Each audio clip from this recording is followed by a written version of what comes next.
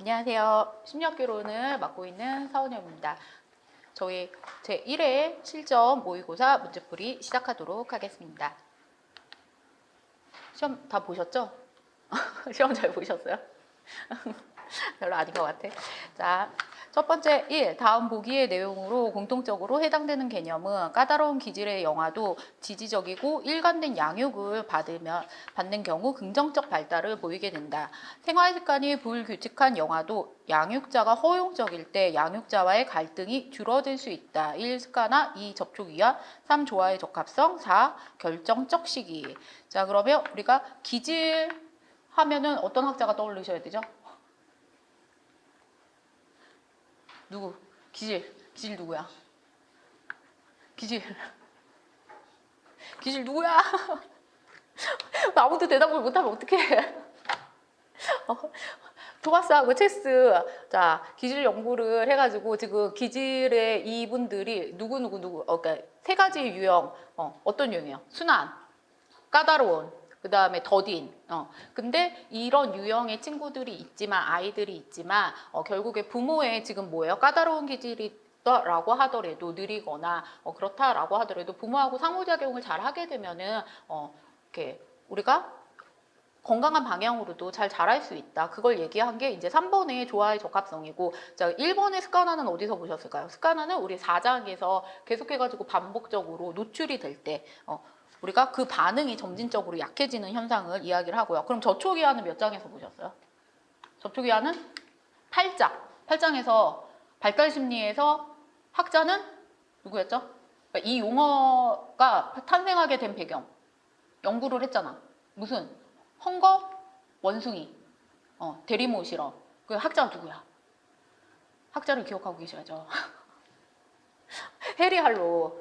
그런 건 뭐예요? 이게 결국엔 생존을 위해서 우리가 뭔가 먹는 것보다 스킨, 피부 접촉, 이게 더 중요하다라고 이제 언급을 한 거고요. 자, 결정적 시기는 뭐 언어에서도 나오고 있고, 그 다음에 발달 심리에서도 결정적 시기가 있었어요. 그러면 이제 언어에서는, 요게도 있네. 레너버그. 3번 문제에서 레너버그가 이제 결정적 시기 얘기했고, 그럼 8장의 발달 심리에서 결정적 시기와 관련된 학자는 오리 생각하시면 누가? 로렌츠, 네, 각인이라고 하는 개념이 있었어요. 자, 그래서 1번의 정답은, 네, 3번, 조화의 적합성. 자, 2번, 한 사물이나 물체를 전형성에 따라서 비교 판단을 하게 내리는 거. 1. 자, 틀 효과. 2번, 대표성 간편법. 3번, 매몰 비용 우려. 4번, 전망 이론. 자, 전형성, 원형, 무언가를 딱 생각했을 때 내가 원형하고 대입해가지고 휴리스틱을 하게 되는 거는 대표성 휴리스틱. 근데 대표성 휴리스틱이 이제 한글로 번역이 될 때는 우리가 그냥 간편법이다, 아니면 어림짐작 이렇게도 번역을 하고 있기도 합니다. 자, 그러면 이거와 반대되는, 대표성하고 반대되는 또 다른 휴리스틱은 뭐가 있었어요? 가용성 휴리스틱. 그럼 가용성 휴리스틱은 어떤 내용이야? 그러니까 우리가 어떤 사건이나 뭐 이제 기억 이런 것들이 얼마나 쉽게 떠오르는지, 내가 뭔가 들었을 때 하고 딱 떠오르는 거. 이거는 가용성 휴리스틱. 그래서 그것에 대한 어떤 빈도, 발생 가능성을 추정하는 거는 가용성 휴리스틱이고, 원형에 따라서 하는 거는 대표성 휴리스틱. 자, 그러면 1번의 지금 틀 효과 같은 경우에는 긍정으로 표현을 하는지 부정으로 표현을 하는지와 같은 어떤 형태로, 이게 긍정 부정이 중요한 게 아니고요. 그러니까 이렇게 어떤 틀로 프레임을 짜서 보냐에 따라서 우리가 다르게 반응할 수 있다. 그러니까 같은 내용도 우리가 처음부터 긍정적으로 주는지 정보를, 아니면 부정적으로 주는지에 따라서 달라질 수 있다라고 하는 걸 이야기하는 게 틀효과고요. 그리고 이 틀효과에 들어가는 어떤 하위 유형에 대한 부분으로 매몰 비용 오류 하고, 그 다음에 전망 이론이 여기에 들어갔어요. 그럼 메모 비용 오류는 뭐야? 이미 너무 많이 투자를 해가지고 내가 이 부분을 그만두는 게 어려운 거. 자, 그리고 전망 이론은 뭐야? 내가 잠재적 손실을 평가할 때 위험을 감수하는 선택을 한다라는 거죠. 그러면 우리가 사람들이 더 도전적이게 될 수 있게 되고, 그러면 내가 받을 이익이 있어. 이때는 어떻게 해요? 안전적으로. 자, 그래서 여러분들이 이게 잘 생각이 안 나면 주식 생각하시면 돼요. 자, 주식에서 매몰 비용 오류가 뭐야? 이미 계속 내가 그 어떤 주식을 샀어. 계속 떨어져. 그러면 뭐 원인을 좀 여러분들이 알아본다든지 분석을 한다든지 해야 되는데 계속 믿고 기다리는 거야. 이게 언젠간 오르겠지. 내가 여태까지 이걸 몇 년 동안 이제 갖고 있었는데 이게 왜 오르고 전망이론은 뭐야? 내가 투자를 했는데 이익을 얻었어. 근데 사실 이게 얼만큼 언제까지 계속 상승선을 탈지 우린 모르잖아. 그러니까 마음이 불안해져. 그럼 어때요? 내가 받을 이익 앞에서 안전하고 싶어. 그러면 그 주식을 파는 거예요, 여러분들이. 근데 내가 이미 마이너스가 됐어. 그러면 이때 사람들이 뭐라는 줄 알아요? 또 사요. 그거를 물타기라고 해요. 자, 이때는 손실을 평가할 때는 더 도전적으로 된다고, 사람들이. 이게 지금 무슨 이론? 전망이론. 자, 그래서 지금 이번에 정답은 대표성 간편법입니다. 자, 3번. 자, 다음 보기에서 제시되어 있는 아동의 언어 발달 특성을 설명하는 개념은 비록 문화적 환경이 다르더라도 다양한 문화권에 속한 아동들이 범하는 문법적 오류나 언어 발달 과정은 매우 유사하다. 우리가 다른 환경에서 살다고 하더라도 아이들이 보이는 어떤 문법적인 형태가 발달 과정이 굉장히 비슷해. 이 얘기를 한 게 촘스키. 아니면 2번에 브루너, 3번에 레너버그, 4번에 반두라. 자, 근데 여기에서 지금 촘스키하고 레너버그. 자, 1번, 3번이 지금 생특적 관점이죠. 1번, 3번은 생특적 관점이에요. 레너버그가 촘스키 제자야. 그러니까 촘스키가 스승이고 이 사람이 제자. 자, 그럼 이 두 분은 지금 생특론에서 같은 부분을 언급하고 있는데 이 얘기, 보기에 나오는 얘기를 한 학자는 촘스키 언어 습득 장치죠. 우리가 이걸 갖고 있기 때문에 어떤 문화권에서 자라든 그 모국어를 할 수 있는 발달 과정이 유사한 거는 언어 습득 장치를 가지고 있기 때문이야. 이거는 선천적인 거야 라고 이야기를 하고 있습니다. 자, 그러면 브루너의 언어 습득 지원 체계는, 자, 이분은 지금 브루너가 중요하게 생각하는 건 뭐야? 양육자하고 사회적 상호작용, 이 안에서 우리가 언어를 배우게 돼. 그래서 이분이 얘기했던 어떤 그 용어 중에 우리가 아동 대상 화법이라고 하는 게 있어요. 그럼 아동 대상 화법이 뭐냐라고 하면은 엄마가 아이에 맞게 목소리의 어떤 톤, 음량 이런 것들을 좀 조절하면서, 그러니까 우리가 이렇게 영아기의 아이들한테는 이렇게 약간 코맹맹이 소리를 엄마들이 내잖아. 그리고 약간 청소년기의 또 자녀한테는 그냥 일반적으로 이런 것들을 그 아이한테 맞게끔 그랬죠요? 뭐 이런 거 해주는 거. 이게 언어 대상 화법인데 이걸 브루너가 얘기를 했고요. 자, 그리고 레너버그가 얘기하는 거는 우리가 언어를 이렇게 엄청 열심히 수학 배우는 것처럼 학습을 하지 않고도 자동적으로 발화할 수 있고 그 다음에 배울 수 있는데 이게 시기가 있다. 그래서 이 시기를 놓치게 되면은 배울 수는 있는데 똑같이 이렇게 어렸을 때부터 노출된 환경에, 이 언어적 환경에 노출된 친구들처럼 똑같이 가기는 어렵다. 자, 그리고 반드라가 얘기하는 모방은 행동주의에 대한 부분이고요. 여기 나오진 않았지만 이제 피아제하고 또 누가 있었어요? 언어에 대해서 얘기했던 학자? 8장에서도 나왔어. 피아제 다음에 나오는 사람. 누구야? 비고츠키. 그래서 이제 이 피아제하고 비고츠키가 얘기하는 부분이 혼잣말이라고 하는 부분이 어떻게 다르냐. 그러면 혼잣말을 지금 미성숙해서 하는 거야? 라고 하는 사람이 피아제예요? 비고츠키야? 피아제죠. 왜? 피아제는 사고 발달이 먼저고 그걸로 인해서 언어가 따라오는 거고, 그리고 이건 상호작용이야 라고 이야기하는 게 지금 비고츠키. 그래서 비고츠키는 혼잣말을 하다가 이 혼잣말이 나중에 사적 언어가 되는 거죠. 내 안에 내 언어가 된다고. 이걸 많이 하다 보면은. 그래서 혼잣말에 대해서 조금 더 긍정적으로 이야기한 학자는 비고츠키야. 피아제라기보다는. 자, 4번. 성격에 관한 특질 이론에 대한 설명으로 옳지 않은 것은 1. 성격은 유형론하고 특질론으로 두 가지 형태로 나눠질 수 있죠. 맞죠? 자, 2번. 특질론의 학자로는 카텔, 아이젠크, 골드버그 등이 있어요. 맞고요. 자, 3번. 특질 이론에 의한 평가 기법들은 주로 성격의 역동을 평가하는데 초점을 맞춘다. 역동. 자, 역동 나오면 누구라고? 프로이트. 혹은 아니면 정신역동, 정신분석. 자, 특질이론은 그 각각 성격의 구성 요인, 특질을 이야기하고 있는 거예요. 그럼 지금 위에서 카텔이 얘기했었던 거는 16개 근원 특질이 있어 라고 한 거죠. 그게 16PF인 거고, 아이젠크가 얘기한 건 뭐예요? 3가지. 자, 그럼 골드버그는 이제 5가지 요인. 그럼 뭐 여기에 지금 학자가 나오진 않았는데, 자, 그러면 네오PI 검사를 만든 사람은 그쵸. 코스타하고 맥크레. 네, 학자 이름도 기억하고 계셔야 돼요. 자, 그러면 MBTI는 유형론이에요? 특질론이에요? MBTI. MBTI는 유형론이에요. 유형론에 속해.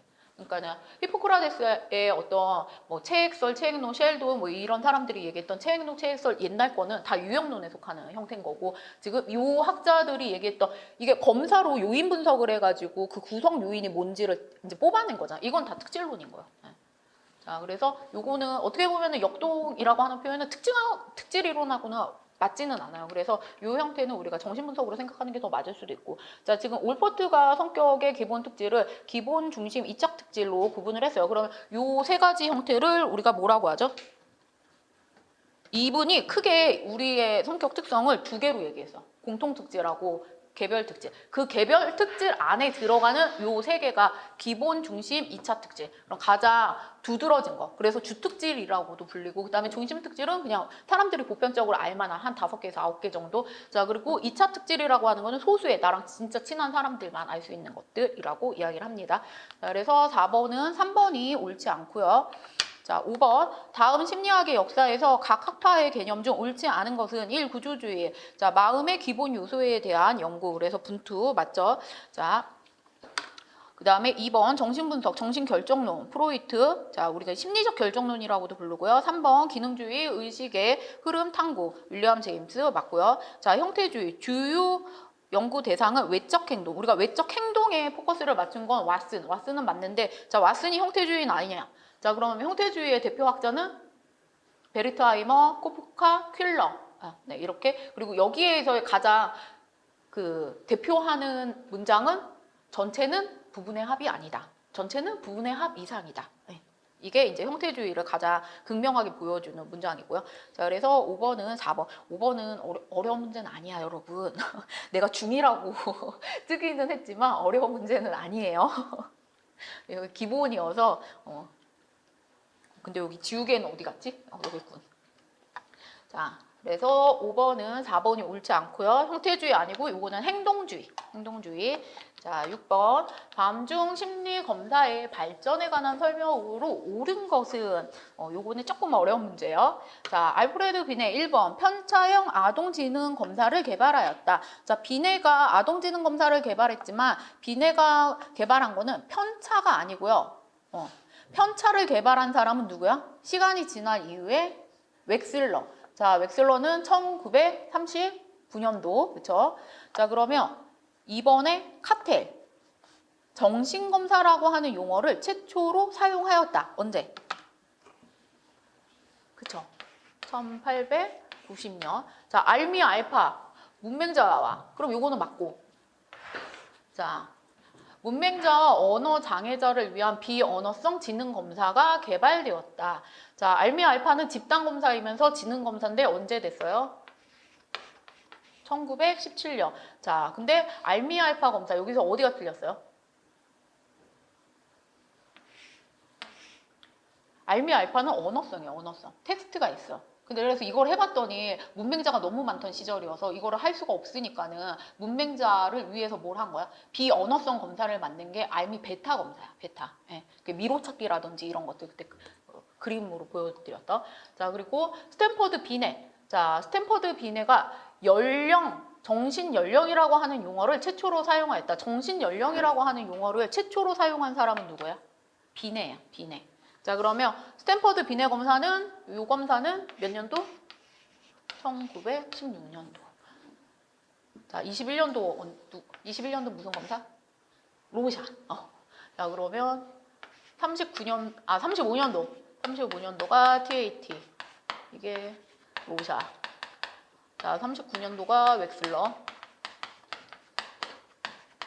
43년도는 마지막에 MMPI. 그래서 연도도 같이 기억하고 계셔야 돼요. 자, 그러면 지금 비율형 아동 지능 검사를 개발한 사람은 비네예요, 스탠퍼드 비네야? 스탠퍼드 비네. 자, 근데 자, 봐봐. 여기 해설을 한번 보세요. 자, 해설에서 그 비네의 편차 지능이 아닌 정신연령과 생활연령을 비교하는 방식의 정신연령 기반의 검사를 개발하였다. 자, 이거 해설을 넣을까 말까 하다가 고민을 많이 하다 그냥 넣는데, 이렇게 지문이 나오게, 만약에 이게 해설이 아니라 지문이 나오게 되면은 여러분은 이거를 오답으로 간주할 경향성이 굉장히 높아요. 왜? 우리가 지금까지 계속 교재에서 정신연령하고 생활연령, 이게 지금 그 4번 보기를 보시게 되면, 해설을 보시게 되면은, 자, 스탠퍼드 비뇌 검사는 스턴이 제안한 IQ 개념을 수용하여서 점수화하였다. 이게 생활연령분의 지금 정신연령, 이게 지금 그 비율지능 지수잖아요. 이걸 스탠퍼드 비뇌가 쓴 게 맞아요. 근데 1번에서도 지금 비뇌는 편차지능이 아닌, 자, 그러면 여기에서 어떻게 하면은 이게 정답이 돼서 이게 지금 해설로 나온 걸까요?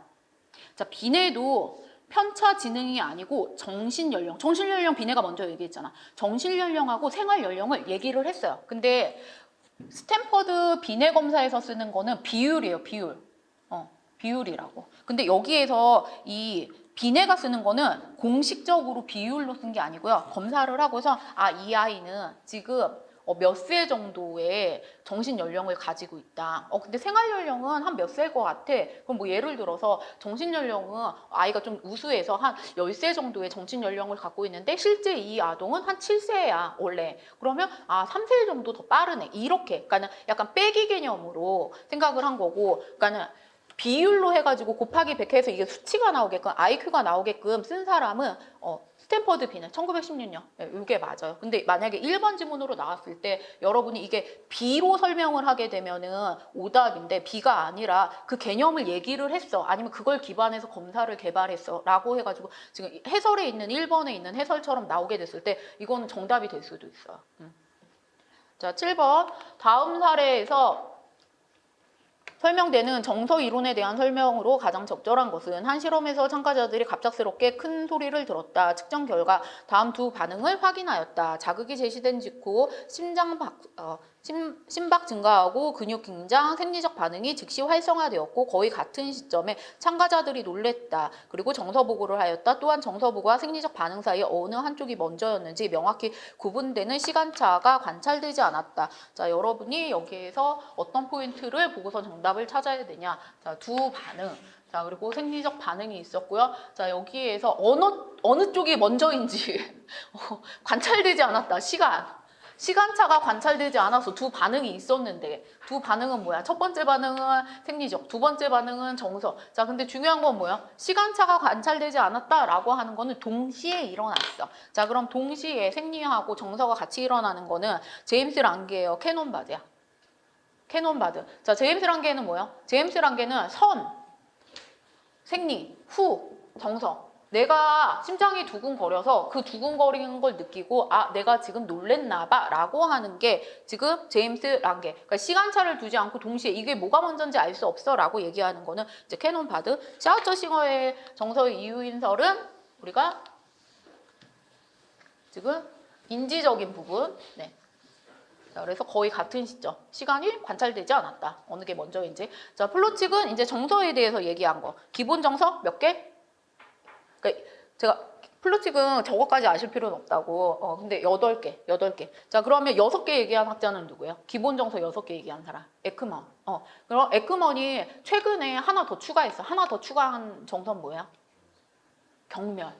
겸손은 헥사코 모델에서 추가한 거야. 헷갈리면 안 돼. 자, 헥사코 모델은 우리 앞에서 성격 5요인, 네오피아의 검사가 5개야. 근데 이 5개가 요인이 그대로 있고 거기에다가 겸손이라고 요인을 하나, 정직하고 겸손을 추가해서 6개 요인을 만든 게 헥사코 모델이고, 지금 에크먼은 하나 더 추가한 거는 경멸이에요. 경멸. 최근에 추가한 거. 자, 그래서 7번의 정답은 4번. 자, 8번. 다음 지각 조직화에 관한 설명으로 옳지 않은 것은, 자, 1. 집단화의 법칙은 형태의 구성 요소들이나 특징들이 연관성 있는 위치적 요소로 그룹을 이루어 배열되려고 하는 경향이 있다. 집단화 법칙. 네, 3장에서 보셨고요. 맞고요. 자, 2번. 근접성. 자, 근접성은 가까이 있는 건데 모양이나 크기, 색 등의 유사한 시각 요소들끼리 그룹을 지어서, 유사한 게 그룹을 지어서. 그래서 제가 이거 뭐라고요? 우리가 축구팀 응원할 때 이렇게 유니폼 색상, 이게 가까이 있다고 해가지고 근접성이야? 아니죠. 그러면 용어가 유사성. 네. 패턴을 보이려고 하는 경향을 말한다. 그러면 8번은 2번이 옳지 않고요. 자, 3번. 주변 환경과의 조화를 이루기 위해서 위장복을 입은 군인들은 정경 배경의 법칙에 의존한다. 정경이 뭐야? 내가 지금 집중해가지고 주의 집중해서 보고 있는 거. 배경은 그 외의 것들. 자, 그럼 정경을 내가 볼 수 있는 건 뭐야? 지각된 윤곽선이 있기 때문이야. 근데 우리가 주변 환경과의 조화를 이루기 위해서 내가 배경이 되려고 위장복을 입었어. 왜? 안 들키려고. 자, 위장복을 입은 군인은 정경 배경의 법칙에 의존하죠. 두드러지게 내가 윤곽선을 만들어서 정경으로 나 보이면 안 되잖아요. 이렇게 배경처럼 자연 환경 속에 묻혀야 되잖아. 자, 그러니까는 이것은 정경 배경의 법칙에 의존하는 게 맞습니다. 그래서 3번 직문은 맞고요. 자, 4번. 축구 경기를 볼 때 유니폼의 색상에 따라 팀을 구분하는 것이 유사성의 원리이다. 맞죠? 자, 그래서 8번은 2번이 오답이고요. 이거는 유사성. 여기 밑에 4번에 해당되는 예제였어요. 자, 9번. 와이너의 귀인 이론에 관한 설명으로 옳은 것을 모두 고른 것은 기억, 귀인은 학습 결과의 원인에 대한 학습자의 믿음이다. 우리 오늘 귀인 보고 왔는데, 자, 어떤 일이 생겼을 때 그 원인에 대해서 생각하는 거. 자, 이거 귀인. 네, 맞죠? 근데 이게 인지적인 거기 때문에 신념, 믿음이 인지적인 거야. 우리가 이제 믿음이라고 나오면 여러분들이 그냥 일반적으로 이거 동기적인 거 아닌가라고 생각하실 수 있는데, 심리학에서는 믿음, 신념이 인지적인 거예요. 이 속성은 귀인은 인지적인 거고요. 자, 니은 안정성 차원은 학습자의 심리 상태가 안정적인지. 자, 우리 와이너가 3개 얘기했어요. 인가 소재, 안정성, 통제 가능성. 자, 그러면 인가 소재는 뭐야? 내부에 있냐? 외부에 있냐? 안정성은 내 행동이 안정적으로 가냐? 아니면 변하냐? 그러면 안정성이 심리 상태가 안정적인지가 아니죠. 행동이 안정적이냐? 아니면 변하냐? 그래서 니은은 옳지 않고요. 자, 디귿. 학습자가 노력을 유무에서 이거 못하네. 학습자가 노력의 유무라고 해야 된다. 노력의 유무. 노력의 잠깐 학습자가 노력을 유무해서 맞네. 노력의 유무해서 학습자가 노력의 유무해서 노력을이 맞다. 자, 학습자가 노력을 유무해서 원인을 찾을 때 학습자의 학습 동기가 높아지나요? 그쵸? 학습 동기가 제일 잘 높아지는 게 노력. 그럼 제일 안 높아지는 게 뭐라고요? 뭐야? 이 노력 바로 옆에 있었던 노력이 여기 있었으면 위치적으로 여기에 있던 게 뭐였어요? 이거는 이제 통제가 가능한 거였고, 여기는 통제가 안 되는 거. 여기 있던 게 뭐야? 능력. 네. 나 이거 못해. 이게 제일 문제가 된다고. 자, 그러면 요렇게 했을 때 여기 이제 통제 가능성. 여기 통제 가능성. 자, 그럼 이게 지금 뭐야? 안정 불안정. 이게 왜 제일 안 좋아? 안정적이니까 안 좋아. 그럼 이게 왜 제일 좋아? 이거는 내가 노력하면 마음 먹으면 불안정해서 변해. 그리고 여기에 위에가 이게 내부죠, 내부. 자, 그러면 이쪽 측면에 여기 똑같이 안정 불안정 할 때 여기 이제 외적이라고 할 때 여기에 들어가는 거. 여기 안정, 여기 불안정. 자, 그럼 여기 들어가는 게 뭐야? 과제 난이도. 근데 계속 변해. 외부 요인인데. 이거는 운. 자, 그러면 리을에 보시면 학습자가 낮은 시험 점수의 이유를 시험 난이도, 여기 난이도. 자, 여기에서 찾으면 외적 요인이죠. 외적 요인으로 통제 불가능한 요인으로 귀인하는 것이다. 그쵸? 안정적이고. 안정적은 빠지긴 했는데, 그러니까 리을도 맞는 거예요. 자, 그래서 여러분이 이 교재에 나온 거, 이 표는 좀 기억을 하셔야 돼요. 자, 그래서 지금 정답은 니은만 틀렸으니까, 네, 4번. 4번. 자, 10번. 다음은 4명의 학생이 신경계에 대해서 나누는 대화이다. 자, LBCD 4 학생이 과학시험을 앞두고 신경계를 복습하고 있다. A. 신경계는 결국 뉴런들이 연결되어서 정보를 주고받는 시스템이잖아. 맞아. 그리고 신경계는 중추신경계랑 말초신경계로 나뉘고, 그러면 말초신경계는 감각신경하고 운동신경이 구성되어 있고, 그리고 뇌랑 척수는 말초신경대에 포함되어 있고. 자, 신경계는 크게는 중추, 말초. 자, 그럼 중추에 뭐가 있어? 중추 여기야. 뇌하고 뭐가 있어? 척추. 중추는 뇌하고 척추가 있어요. 자, 말초. 자, 말초. 자, 여기 신경계에 뭐가 있어? 여러분이 이거 만지고 이렇게 하고 움직이고 그러면 이걸 우리가 체성신경계. 그리고 내가 이거를 컨트롤할 수 없는 영역이 뭐야? 자율신경계. 자, 이렇게 나눠지는 거죠. 자, 그리고 C가 얘기했었던, 내가 여기서 다시 봤더니 문제를 만들어 놓고 보니까 이게 C가 일부는 맞고 다 포함한 건 아니긴 하지만, 자, 그러면 말초신경계에 감각신경하고 운동신경이 있죠. 감각신경하고 운동신경을 우리가 체성신경계라고 이야기를 하고요. 자, 그리고 뇌하고 척추는 지금 D가 얘기했을 때 말초신경계가 아니라, 여기는 말초신경계 아니라 중추신경계죠. 뇌하고 척추는 중추신경계. 자, 그리고 말초신경계는, 자, 요 부분을 우리가 체성신경계라고 이야기를 하는데, 체성도 있고 또 뭐도 있어? 자율신경계. 자, 그러면 자율은 교감하고 부교감. 네, 이렇게 나눠지는 형태. 자, 그래서 C가 된 거지, 구성된 거지, 이것도 있지, 이것도 포함되지라고 하면 더 깔끔했을 텐데.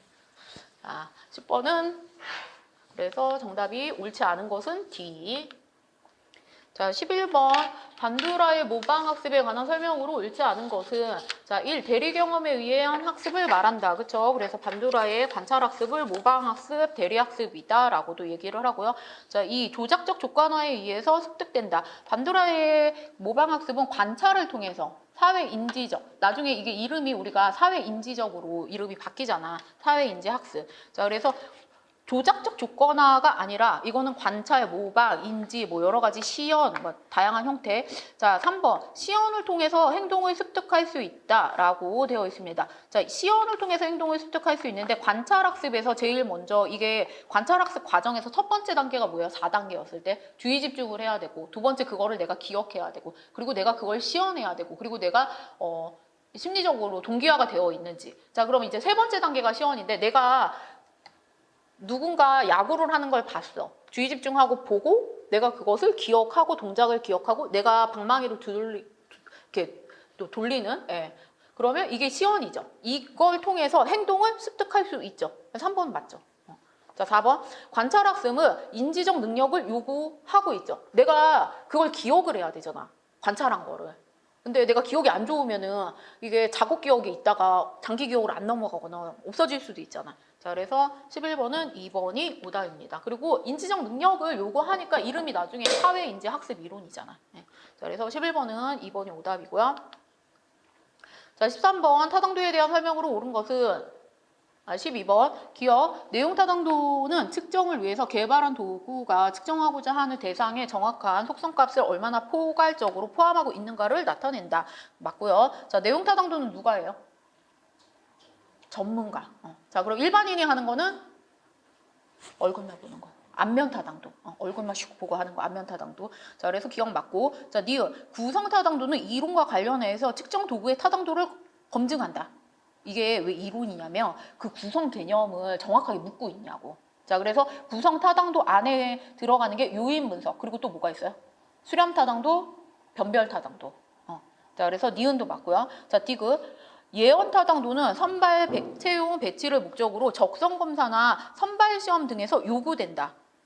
맞죠? 어떤 기준을 통해서 이 사람들이 6개월 뒤나 뭐 몇 달 뒤에 그 수행력을 보여줄 수 있는지. 자, 판별 타당도가 구성 타당도 안에 들어가는 요인이죠. 자, 판별 타당도는 다른 말로 무슨 타당도? 변별 타당도. 네. 자, 그러면 판별 타당도는 서로 다른 개념을 측정했을 때 얻어진 측정치들 간의 상관 개수가 낮을수록, 자, 그러면 타당도가 높다고 볼 수 있다. 맞죠? 리을 맞아요. 자, 그럼 상관관계가 높을수록 보는 거는 무슨 타당도예요? 수렴 타당도. 상관관계가 높을수록 봐야 되는 거는 수렴 타당도. 자, 그래서 12번은 기역, 니은, 디귿, 리을 다 옳습니다. 그래서 12번의 정답은 4번. 13번 다음 중 프로이트의 정신분석에 관한 설명으로 옳지 않는 것은 1. 원초화. 원초화는 이드라고 하고요. 원초화는 현실의 원리에 따른다. 자, 현실의 원리에 따르는 것은 뭘까요? 현실의 원리. 첫 번째, 쾌락의 원리. 두 번째, 현실의 원리. 세 번째, 도덕의 원리. 그러면 원초화. 원초화가 첫 번째 거지. 자, 현실의 원리. 여러분은 지금 에고가 살아있잖아. 자, 슈퍼에고는 도덕의 원리. 자, 그러면 원초화는 현실이 아니라 에고. 현실의 원리는 에고, 원초화는 쾌락의 원리. 자, 2번. 사람들은 불안을 극복하기 위해 억압과 같은 방어 기제를 사용을 하죠. 근데 억압뿐만 아니라 방어 기제 종류 다 봤어요, 저희. 자, 여러 가지 형태의 방어 기제를 쓰고요. 자, 3번. 아동이 강박적으로 청결이나 정도 내에 매달리는 것은 학문기적 성격의 갈등 때문이다. 맞죠? 자, 그러면 학문기 말고 구강기 때는 뭐에 매달릴까? 음식, 먹는 거, 입과 관련된 거, 음주, 흡연 아니면 먹는 것들. 자, 아니면은 이게 먹는 게 아니면 또 뭐가 있어요? 막 입이 거칠다든지 욕설을 한다든지. 자, 그러면 남근기 때는 어떤 형태로 나타나죠? 이게 보여지는 거, 외모로. 자, 그래서 그럼 이제 4번. 오이디푸스 컴플렉스는 남근기에 나타나는 현상이다. 맞죠? 자, 그래서 13번은 1번이 오답입니다. 그럼 남근기 다음은 뭐예요? 잠재기. 잠재기 다음은 이름이 두 개지. 성기기 아니면 생식기. 네. 자, 이런 형태로. 자, 14번. 다음의 사례에 해당하는 장기 기억의 유형은 오랜만에 자전거를 타게 된 A는 균형을 잡지 못해 잠시 당황했지만 곧 예전처럼 왼쪽으로 기울며 즉각적으로 무게중심을 오른쪽으로 실어 균형을 유지하며 자전거를 탈 수 있다. 오랜만에 탔는데 그냥 타다 보니까 이렇게 하니까 잘 타지네. 이게 뭐예요? 내 몸에 익은 거. 자, 내 몸에 익은 건 일화, 을미, 절차, 감각 중에서 한 번에 절차기억. 자, 그러면 절차기억은 이렇게 내 몸에 익은 거. 이것을 절차기억의 상위 범주가 뭐야? 외형과 안목에서 안목. 안목. 자, 그럼 안목에 들어가는 게 절차 말고 또 뭐 있어요? 점화. 또 습관화. 조건화. 자, 그러면 외연에 들어가는 거. 여러분이 배운 거, 익힌 거, 경험한 거. 자, 이게 지금 일화하고 을미. 자, 일화는 여러분이 경험한 에피소드. 을미는 여러분이 학교에서 배운 지식적인 정보들. 자, 이렇게.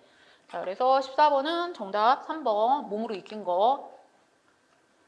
자, 그래서 이렇게, 자, 절차기억처럼 몸으로 익힌 거는 치매의 영향을 받는다? 받지 않는다?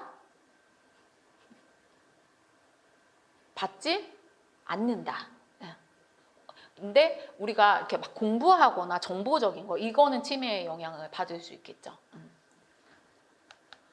자, 15번. 실험에서 연구자가 연구 목적에 따라서 체계적으로 변화시키는 것. 연구자가 목적에 따라서 자기가 변화시키는 거야. 그러면 내가 뭘 변화를 시키면 결과가 달라질 수 있겠죠.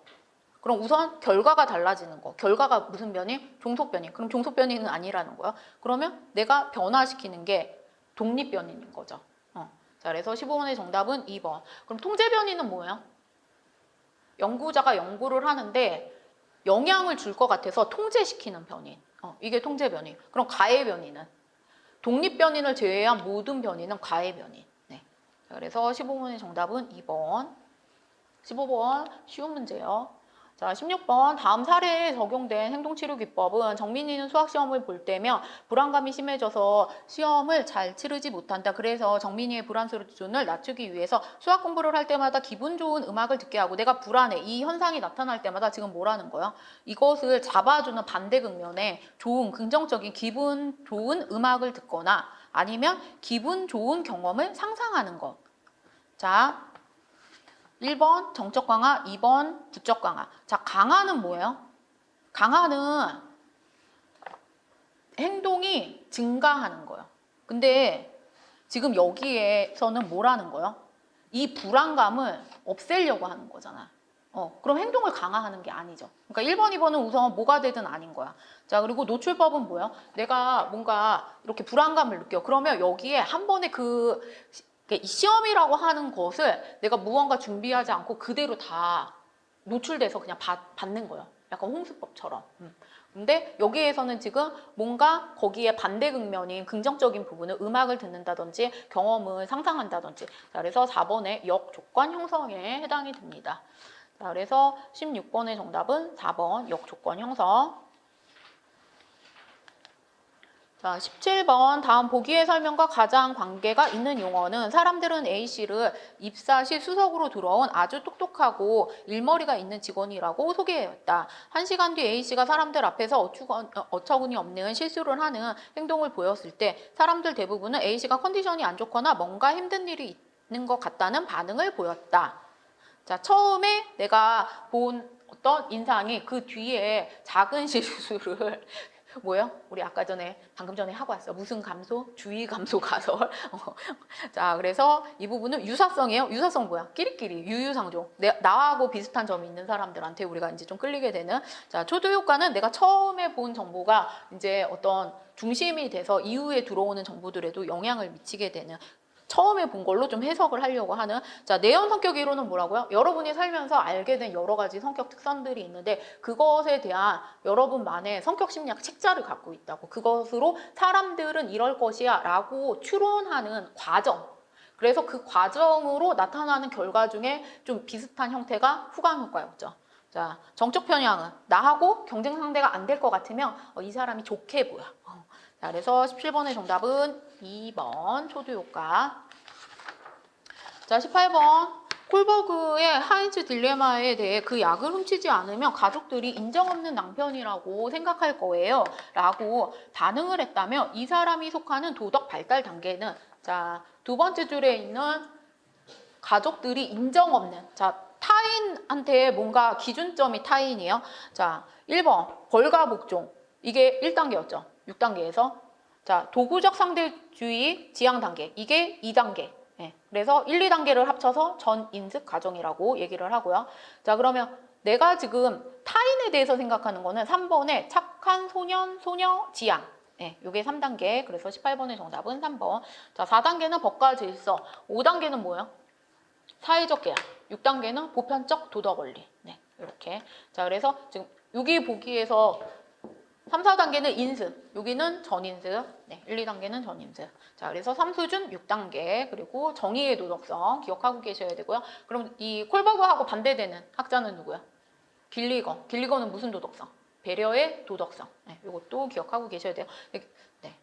그래서 18번의 정답은 3번.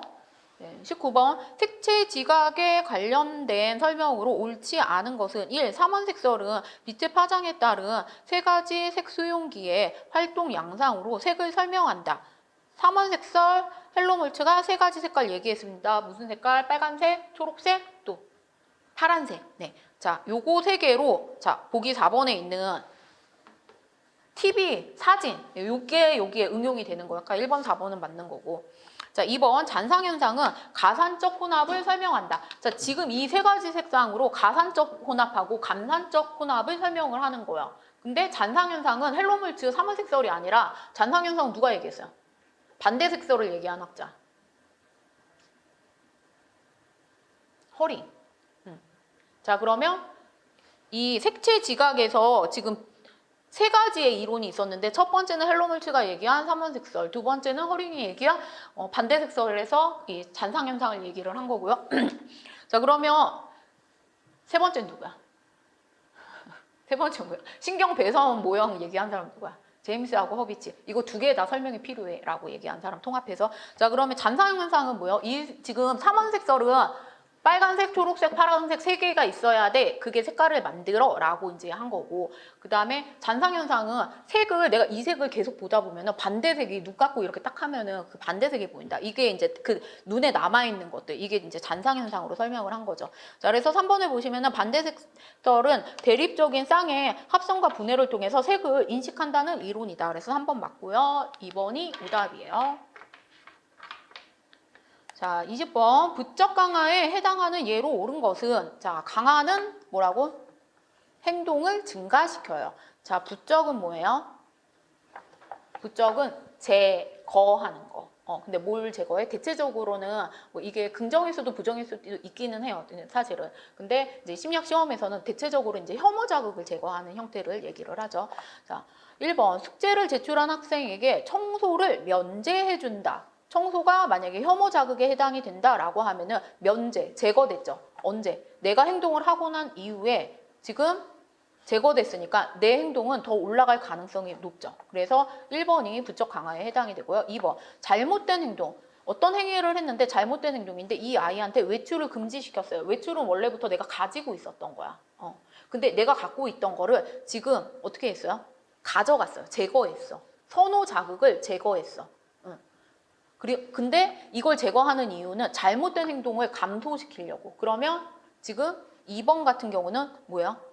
부적 처벌이죠. 부적 처벌. 행동을 감소시키는 거니까. 자, 3번. 장애인 전용 주차구역에 주차를 한 일반 차량에 벌금을 물린다. 벌금을 제시했어. 혐오 자극을. 자, 이거는 정적 처벌. 자, 4번. 부르면 달려오는 강아지를 안아준다. 이거는 정적 강화. 자, 그래서 정답은 부적 강화에 해당하는 거는 20번에 1번인데 좀 어려워요. 네. 자, 21번. 피어슨의 정률 상관계수에 관한 설명으로 옳지 않은 것은 1. 상관계수는 마이너스 0.70은 플러스 0.50보다 더 큰 연관성을 나타낸다. 맞죠? 우리가 이걸 절대값으로 보고 있기 때문에 플러스 마이너스는 중요한 게 아니라 이 숫자가 더 중요하다. 그 연관성은. 자, 2번. 마이너스 1에서 플러스 1까지의 범위를 갖는다. 맞고요. 3번. 상관계수의 값은 변수의 단위가 달라지면 영향을 받는다. 상관계수의 값은 변수의 단위, 여기서 말하는 변수의 단위가 우리가 그 척도에서 뭐 만족한다, 매우 만족한다, 아니다, 그렇다 뭐 이런 거 있잖아요. 이걸 이제 1, 2, 3, 4로 한 경우와 아니면 다른 형태로 한 그 부분을 측정하는 경우가 달라졌을 때 상관계수가 달라지냐? 여러분이 생각했을 때는 다르게 측정하면은 달라질 것 같아요. 성격을 묻는 문항을 여러분한테 줬어. 근데 여러분이 이게 1, 2, 3, 4로 하든 다른 기호 형태가 되든 나는 여기 문항에서 내 성격은 이래 라고 하는 부분은 같을 수 있잖아. 그럼 상관계수를 구해도 똑같아요. 그리고 이게 똑같은 이유는 이게 우리가 표준화된 값에서 Z값, 그럼 정상분포선에서 Z값을 기준으로 하는 거기 때문에 값이 변하지는 않아요. 네. 자, 그래서 21번은 3번이 오답이고요. 자, 4번. 0이면 상관관계가 없음을 뜻한다. 맞죠? 자, 그러면 상관계수는 지금 마이너스 플러스 1의 값을 가지는 거고, 자, 신뢰도 타당도는 몇에서 몇의 값을 가지나요? 신뢰도하고 타당도는 0에서 1. 네, 신뢰도하고 타당도는 0에서 1의 값을 가져요. 자, 22번. 이상심리 모델에서 주장하는 것으로 옳지 않은 것은 1. 정신분석. 자기 실현을 이루게 되면 자기 실현 누구 거야? 로저스. 네. 자, 그럼 정신분석은 자기 실현이 아니죠. 자, 이상심리의 발현을 낮춘다. 그래서 1번은 아니고요. 자, 그러면 정신분석에서 얘기하는 건 뭐예요? 뭐가 해결이 돼야 돼? 나도 잘 모르고 있던 무의식적 어떤 역동, 갈등 이런 것들이 좀 방어기제가 준다든지 네, 이런 것들. 그리고 이런 부분들이 과해질 때 방어기제가 과해질 때 우리가 이상심리로 나타날 수 있다라는 거고요. 나머지도 읽어볼게요. 2번 인지주의. 이상행동은 사고 정서 행동의 핵심인 인지 과정에 의해서 유발된다. 인지적 부분이 문제야. CBT는 그래서 이런 인지가 우리 구조를 바꾸는 형태를 이제 좀 들어가고요. 개입이 되고요. 3번 행동주의. 이상행동은 고전적 조건 형성, 조작적 조건 형성, 모델링, 학습의 결과다. 맞고요. 소인 스트레스. 자, 유전적 성향하고 특정 스트레스 상황이 정신장애 를 유발한다. 그러면 이거는 유전과 환경에 서로 상호작용에 문제 있다라고 보고 있는 거죠. 자, 그래서 22번은 1번이 오답이고요. 자, 23번. 다음 중 기억에 관한 설명으로 옳은 것은 1. 장기 기억 저장소가 받아들일 수 있는 정보의 양은 한계가 있다. 자, 정보의 양이 한계가 있는 거는 한계가 있었어요. 하나. 무슨 기억? 단기 기억. 네, 단기 기억. 자, 2번. 감각 기억은 시각에 의해서만 정보를 받아들인다. 시각에 의해서 정보를 받아들이는데 의해서만은 아니죠. 감각 기억은 시각 기억도 있었고 또 영상 기억이라고 하는 게 있었고 또 무슨 기억이 있었어요? 청각. 자, 뭐가 조금 더 오래 간다고요? 청각. 시각은 한 1, 2초, 청각은 한 3초에서 4초 정도. 자, 3번. 단기 기억의 저장소에 정보가 유지되는 시간은 1초에서 2초. 자, 이거는 지금 감각기억에서 시각에 해당이 되겠죠. 그럼 단기기억은 한 15초에서 30초 정도. 자, 그래서 3번도 틀렸고요. 자, 4번. 단기기억의 정보를 시연하면 장기기억으로 전환될 가능성이 높아진다. 그래서 우리가 뭐 묶는다든지 용량을 그 다음에 아니면 이거를 정교화 시연을 한다든지 그러니까 어떤 전략들을 사용을 하는 거죠. 자, 그래서 23번의 정답은 4번. 자, 24번 뉴런의 구조와 기능에 대한 설명으로 옳지 않은 것은 1. 수상돌기는 다른 뉴런의 정보를 수용한다. 수상돌기가 어디 있는 애요? 이렇게 생겼으면 여기 가지돌기. 네, 이 가지돌기를 수상돌기라고 하죠. 자, 이렇게 생겼으면은 자, 가운데 있는 애는 핵. 그러면 핵소마. 자, 여기에 뭐가 있다고요? DNA, 여러분의 DNA. 자, 여기서 정보를 받았어. 얘가 누구야? 얘가 수상돌기.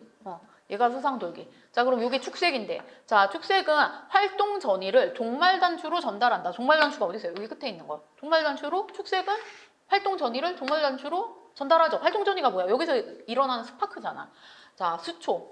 수초 어디 있어요? 여기 이렇게 통통하게 생긴 걸 수초라고 하는데, 자, 이게 있으면 신경 전도 속도는 감소시키는 게 아니라 이게 뛰어서 한다고. 도약 전도를 하니까 더 빨라지는 거죠. 그래서 3번이 오답이고요. 자, 4번. 시냅스는 뉴런 간의 정보 전달이 일어나는 공간이다. 여기에서 또 다시 여기에 어떤 형태로 또 가지돌기가 이렇게 있을 수 있고 여기에 굉장히 미세한 틈, 여기를 우리가 시냅스라고 이야기를 합니다. 자, 그래서 24번은 3번이 오답이고요. 자, 25번. 왓슨과 레이어의 실험에서 리트 알버트는 흰쥐를 두려워하도록 조건 형성되었고 이후 다른 흰색 털 달린 물체들도 두려워하게 되었다. 이를 설명하는 개념은 1번 자극 일반화, 2번 습득, 3번 자극 변별, 4번 고차 조건 형성. 다 맞췄죠? 1번 자극 일반화. 어렵지 않아요. 진짜 쉬운 문제야. 점수 주려고 낸 거야. 자, 습득은 뭐예요? 습득. 습득의 정의가 뭐야? 다장에서 뭐랑 제시를 해. 습득 기간에, 습득 과정에. 이게 뭐야? 종소리가 뭐야? 종소리가 조건 자극. 조건 자극하고 또 뭘 줘야 돼? 먹이를 줘야 돼. CS하고 US를 계속 반복해서 제공하는 걸 우리가 습득이라고 하는 거고, 자극 변별은 뭐야? 자극 변별은 A하고 B 간의 어떤 차이를 아는 거. 네. 근데 이게 뭉뚱그려질 때 이게 왜 무서워해? 라고 하면은 지금 구분을 못하고 그게 다 마치 내가 공포스러워하는 것처럼 느껴지니까 자극 일반화가 일어난 건데 이거는 내가 무서워하는 거랑 비슷한데 그건 아니야 라고 하는 게 자극 변별인 거죠. 근데 여기에서는 이제 자극 일반화가 일어나는 거고, 자, 고차 조건 형성은 뭐야? 이미 조건 형성이 지금 종소리에 됐으면 이제 종소리하고 뭐 불빛이라든지 다른 형태를 하나 조건 자극을 더 추가하는 거, 이걸 2차 조건 형성 혹은 우리가 고차 조건 형성이라고 이야기를 합니다. 자, 그래서 25번의 정답은 1번. 이상으로 월 1회 모의고사 문제풀이를 마치도록 하겠습니다. 감사합니다.